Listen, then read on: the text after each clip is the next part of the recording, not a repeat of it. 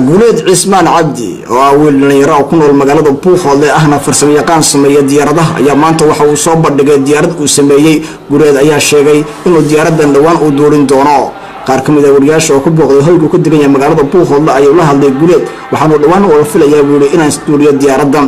macallin Caasha Axmed Cumar oo ah maamulka gacanta ku haya Hawa Primary School oo ah iskuul danyarta wax ka baratay caruuraha agoonta ayaduna goobtaasi ku sugnay. Bismillahirrahmanirrahiim aniga magacaygu iyo Guuleed Aadan Cabdi waxaan u mahadcelinayaa wariye Maxamed Xuseen Xasan oo igu soo booqday maanta gurigayga oo ka socda TV-ga caalamiga ee Puntland TV ayaa waxaan uga mahadcelinayaa booqashada wacan maanta igu soo booqday. Guuleed ka warbixiyay waxyaabaha sameeyay kale waxaan sameeyay marka waxa weeyaan helicopter qubaatiga oo ka cad diyaaradaha loo yaqaan helicopterada oo kale in badan way hawl badnaa marxalada badan la sameeyay laakiin marka fududahay sida ugu dhaqsaha badan oo imka inta hagoogta saran baa u dhiman kursiyaasha caadi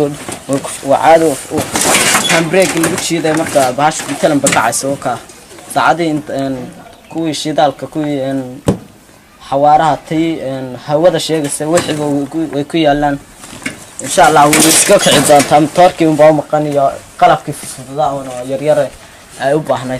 المشكلة كوا كوالس ديارك لاش منش تمشران. كويا كوا هراوي تران ير ودول تران يقول لكن وير لكن كون وكوي عادي قاعد الراع ترى لا وقف قاعد ترى. ولا وقف قاعد. ها لا وقف. هي. بقول ترى كله. هي مكان تكنسلين تاعك حق عشان ساعة. جبا دال جبا إيرلاين أو كلا ولكن كدوا النوع هذا أن الصومالي اللي جه هنا. إيه.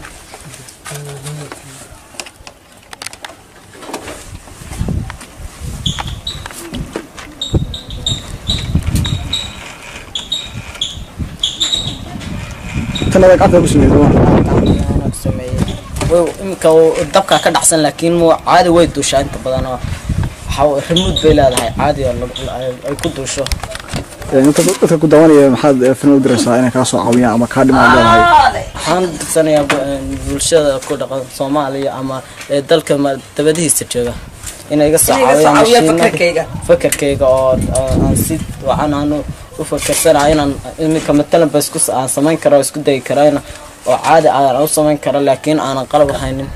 marka hadii tan ay ku haagto kale xaqiiq ashana ka tagto markay baashan ku haagto kale garoonka diyaarada caalamiga Ismaaciil Mire magaalada Buuhoodle Guuleed Aadan oo yarka ahaa agoonkii yara oo markii horena aynu ku bilowno diyaarada uu sameeyay yar ahaa iyo qalab wada dhaqaaqayo oo ka sameeyay batteriyo marwaxado iyo waxyaabaha uu sameeyay maanta hankiisa wada aragtaa waxay maraysaa in uu sameeyo diyaarad helicopter diyaarada helicopterka oo ku hanweeyo halkan oo adarkaayo saacadaheedii halka soo jeeso sawiro halkan speedkii diyaaradaha iyo saacadihii iyo wixii weeyaan halkan maxay tahay geed handbrake diyaarada ka sarka kuma handbrake waxa weey laba qof ay qaadi kartaa oo kuraasidii bay leedahay marka qofka bilaadanka markuu han la yimaado waa la sii dhiirigeliyaa Guuleed wuu dhaafay hadda marwaxad yar iyo baabuur yar wuu dhaafay hankiisu wuxuu doonayaa inuu diyaarada helicopter uu sameeyo diyaaradaas oo imika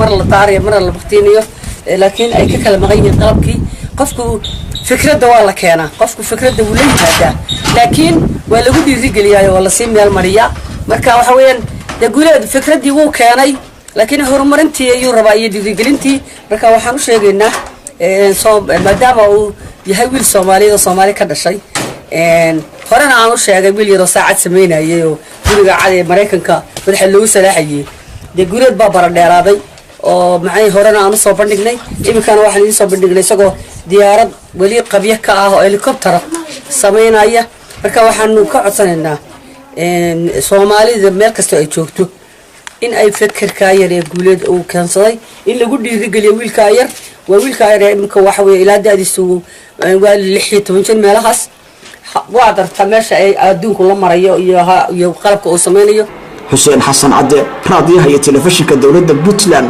magaalada Buuhoodle xarunta gobolka Cayn.